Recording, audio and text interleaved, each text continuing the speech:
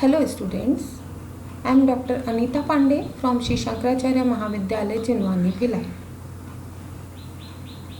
In my last lecture, Indian Negotiable Instrument Act 1881, Part 1, I explained about the negotiable instruments, mostly check, bills of exchange and promissory note.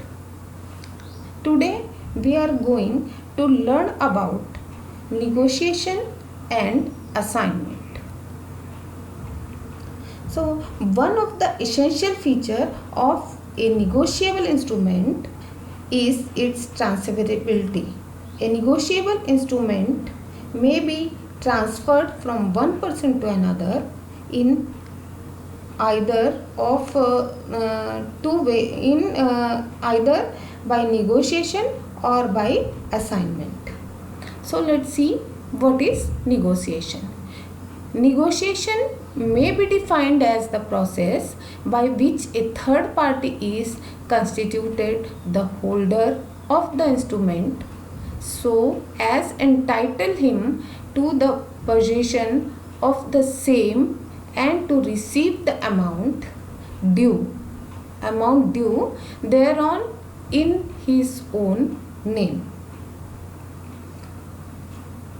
A negotiation can be done in mainly two methods, or the mode of negotiation is, first one is negotiation by delivery and second is negotiation by endorsement and delivery.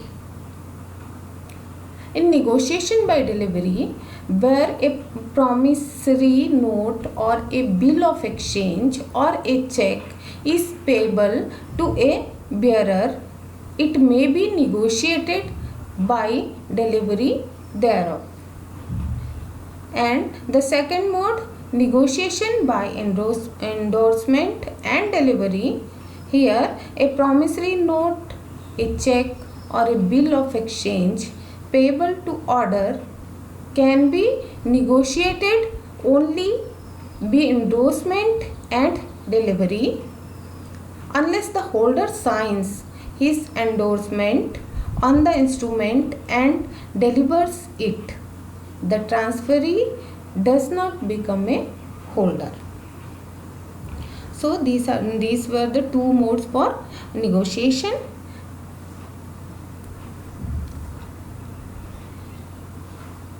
Let's see the assignment. Transfer by assignment. How we can transfer a negotiable instrument by assignment? First one is bills, notes and checks represent debt and as such have been held to assignable without endorsement. Second is transfer by assignment takes place when the holder of a negotiable instrument sells his right to another person without endorsing it. When the assignee is entitled to get possession and can recover the amount due on the instrument from the party thereto. So these are three main points to remember. Let's see who may negotiate. Section 51 defines the person who can negotiate a negotiable instrument. They are the maker, the drawer, the payee and the endorsee. Where there are more such persons than one, all must join in negotiating an instrument. Duration of negotiability. A negotiable instrument is negotiable until it has paid or satisfied on behalf of the maker, drawee or acceptor at or after maturity. After payment or satisfaction, it can't be negotiated. So, if however a negotiable instrument is paid before maturity, it can't still be negotiated. And let's see what is the effect of negotiation. Negotiation involves transfer of ownership of the instrument from its holder to the other person. When the instrument has transferred by negotiation, the holder who was taken it for value gets good title to the instrument, notwithstanding any defect in the title of transferor, except in the case of forgery, because forgery conveys no title.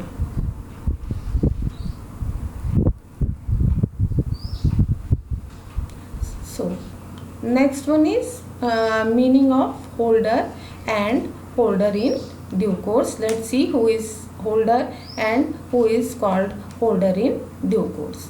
Holder, as per section 8 of the Indian Negotiable Instrument Act 1881, by the term holder is meant such a person who is authorized and rightful to hold any promissory note, bills of exchange, check in his own name, and is entitled to receive money from the concerned party.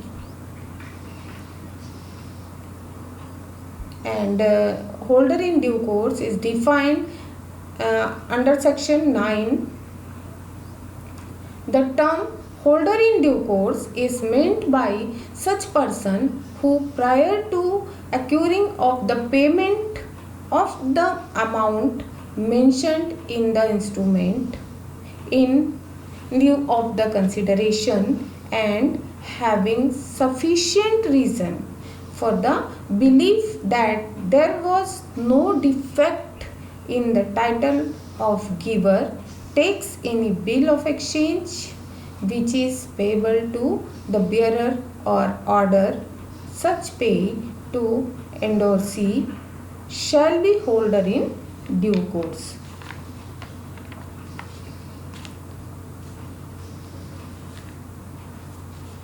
So, we have seen who is holder and who is holder in due course. In holder in due course, the main essential elements are there. Number one is in return for some consideration. If the holder receives the instrument without consideration as a matter of donation or it in any other way, it shall be an instrument without consideration. The holder of such instrument shall not be holder in due course, since the consideration is essential for it. If the consideration is not available, then the person doesn't call holder in due course. The second element is before the date of maturity. For being a holder in due course, it is essential that the instrument before he must get the instrument before the date of maturity. If it receives it later on, he shall not be treated as a holder in due course. Third one is right of transferor. If he received the documents with this faith that there was no defect in the title of transferor, then he shall be a holder in due course. Then only he shall be a holder in due course. Fourth, right on instrument. In the case of bearer instrument, the holder of the instrument, and in the case of order instrument, the receiver of the instrument. Please remember, in the case of bearer instrument, the holder of the instrument, and in the case of order instrument, the receiver of the receiver or endorsee shall be the holder in due course.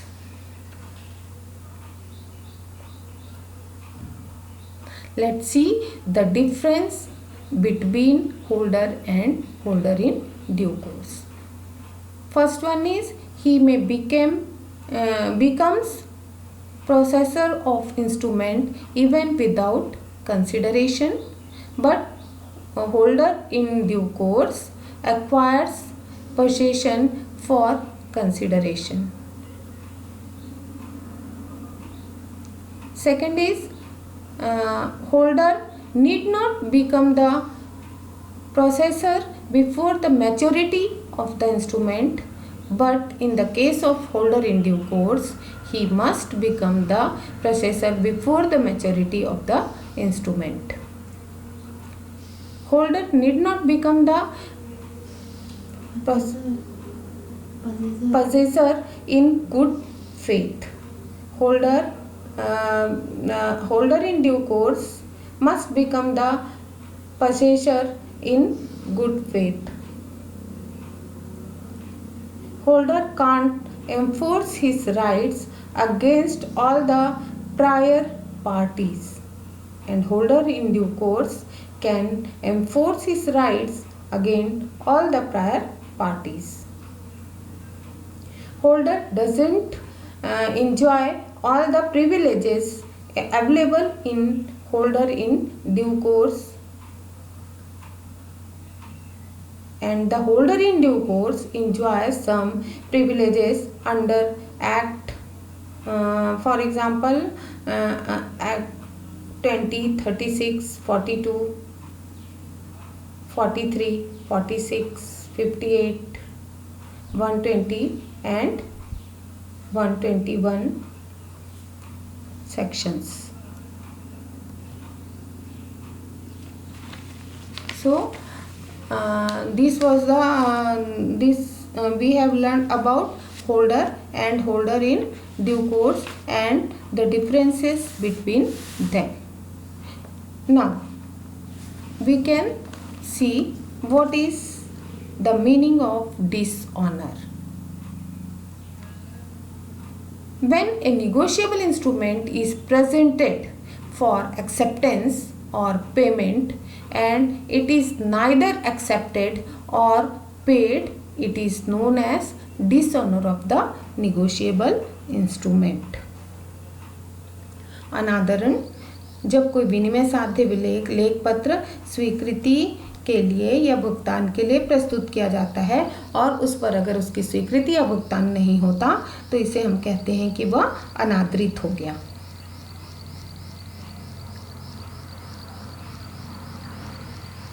A bill of exchange. There are three main instruments.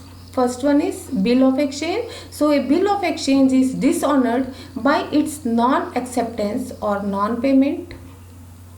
Since the Amendment Act was passed, the dishonor of the check creates a criminal liability on the drawer of the check. So if the check is dishonored, then a drawer of the check is responsible for it. In any such dishonor may hence result into imprisonment of a maximum period of 1 year or twice the amount of check. The liability shall be distinct from the civil liability of drawer. Section 138 to 142 provides the criminal liability under the Indian Negotiable Instrument Act 1881.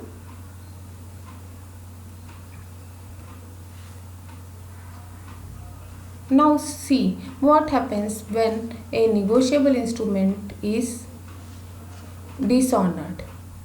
As per section 93 of Indian Negotiable Instrument Act 1881, as soon as the instrument is dishonored, it is the duty of the holder to inform the other party in this connection. If he doesn't inform the other parties, shall not be liable for the amount of instrument. The information about the dishonor should be given to some parties. They are: number 1, to all the previous parties if the holder intends to make all of them liable. Second, to the representatives of the party to be informed. Third, to the liquidator if the party being informed has been insolvent. Next, to the official successor if the party to be informed has expired. Next one, to the joint endorsees. Next, in case of firm, company or an organization, the person in charge. Next is, in the case of Hindu undivided family, its karta or is mukhiya. It's mukhiya.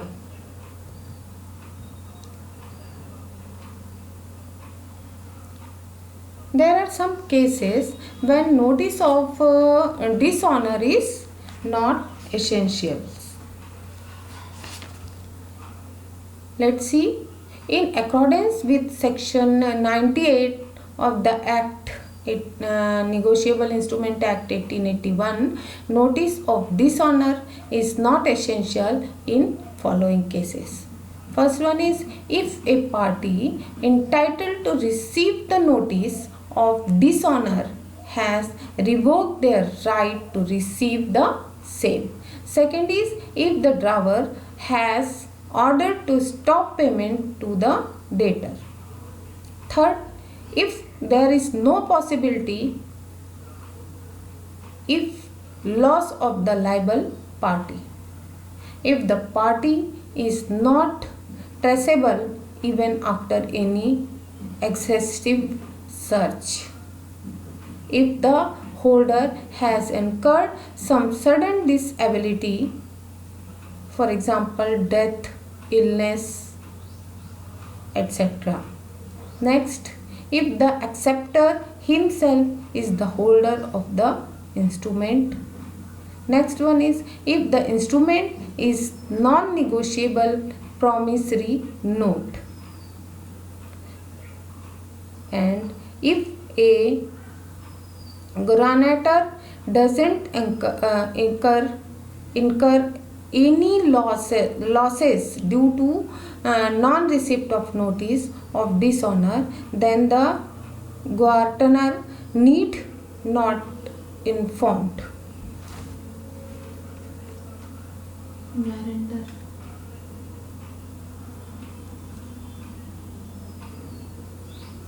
If a guarantor doesn't incur any loss due to non-receipt of notice of dishonor, then the guarantor need not be informed.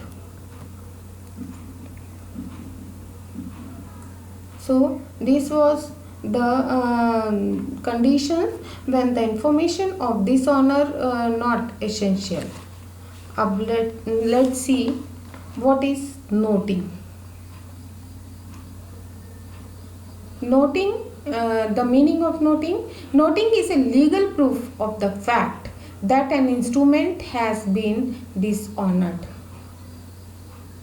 It is necessary When some instrument is dishonored, its holder takes the same to a notary public who may be a judge, a district magistrate, etc.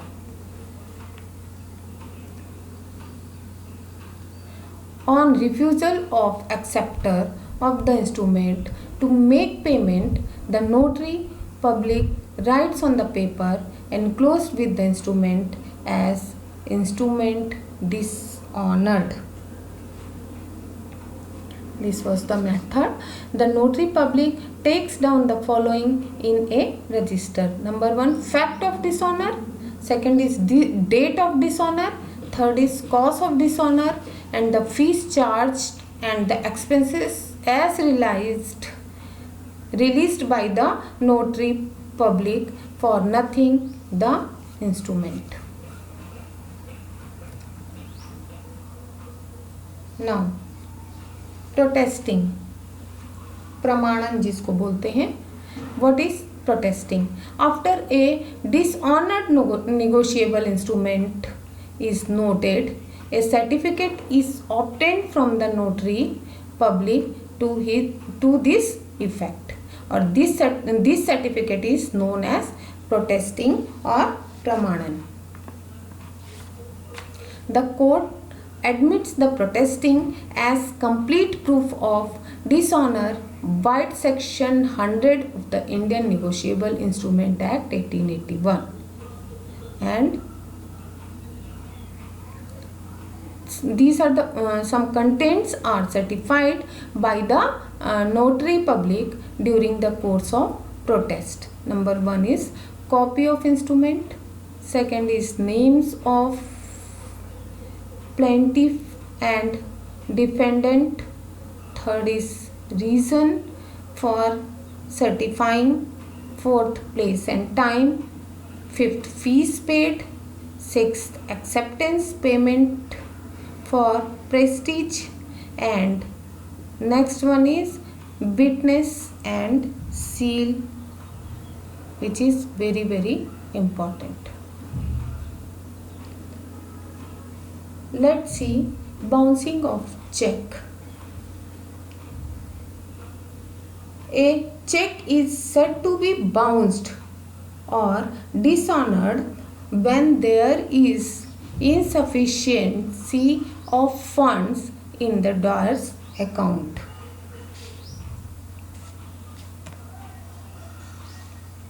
Section 138 of the Act provides that when a check is dishonored due to insufficiency of fund in the door's account, such person shall be deemed to have committed an offence and be punished with imprisonment for a term which may extend to 2 years, or with fine which may extend to twice the amount of the check, or both.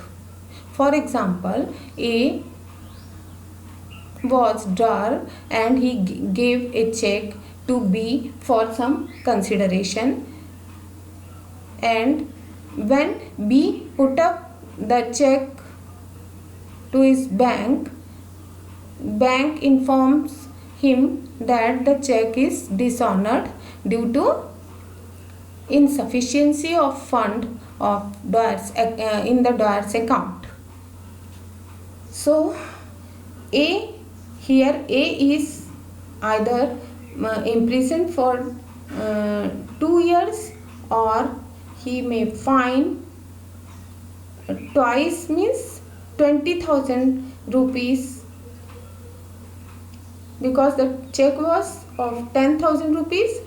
He may fine of 20,000 rupees, or both, means he have to give the fine of 20,000 rupees, and he may imprisoned for 2 years. Both the punishments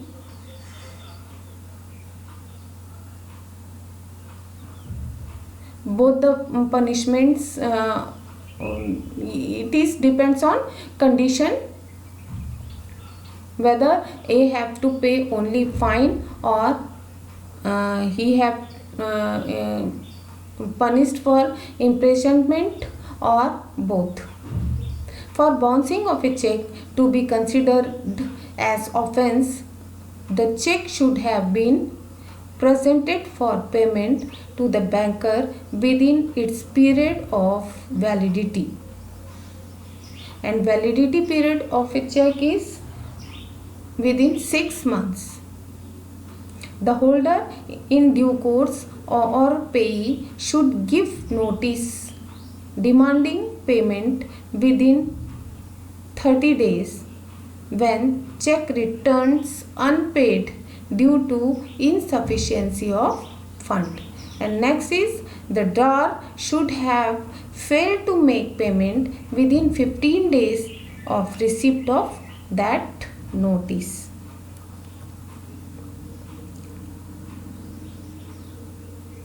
Discharge of liabilities. A negotiable instrument may be discharged in the following ways. There are 4 important ways. Number 1 is by payment in due course. Second is if the debtor becomes holder on the date of maturity. Third is by express waiver. And fourth is by cancellation of check or negotiable instrument. The maker, acceptor or endorser of the negotiable instrument may be discharged from liability. Number 1, discharge from liability in following ways. Number 1, discharge by cancellation. He can cancel. Discharge by release, discharge by payment, discharge by allowing drawee more than 48 hours for accepting the instrument, discharge by operation of law, discharge by material alternations. Thank you very much.